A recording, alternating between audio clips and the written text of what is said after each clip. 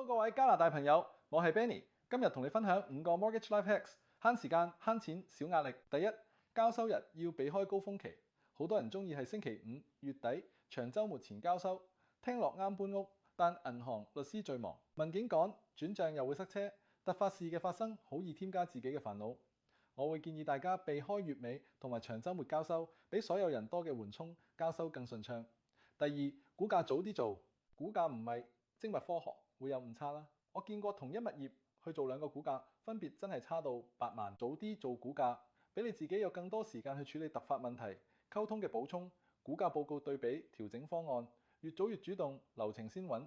第三，首期資金要可蘇，銀行要根據防止洗黑錢規定，一定會查近30、90日月結單，大額現金突入會被追問來源、延誤、補文件，甚至影響批核。建議大家做法，首期提早入，最好超過90日入帳，贈與用 gift letter， 一次過成筆入閘，來源要清晰，少走回頭路。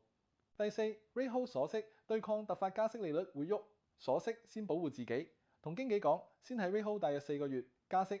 你用較低利率減息可以再跟落去，幾乎 only upside， 只係多少少文書要處理。第五，申請貸款之後，切勿新增負債，直到收樓之後，批核期間財務保持穩定，唔好買車分期，唔好開新卡，唔好做擔保，因為貸方嘅負債比 DTI 新負債可借額下降，甚至影響批核。策略優先清高息卡數，唔好加新債，到收樓後再部署。總結一下俾大家，交收避高峰，估價早做，首期資金可蘇 ，rate hold 預先鎖，批核期間唔好加新債。呢5招幫你流程更順，風險更低。如果覺得有用 ，like subscribe， 我係 Benny， 下條片見。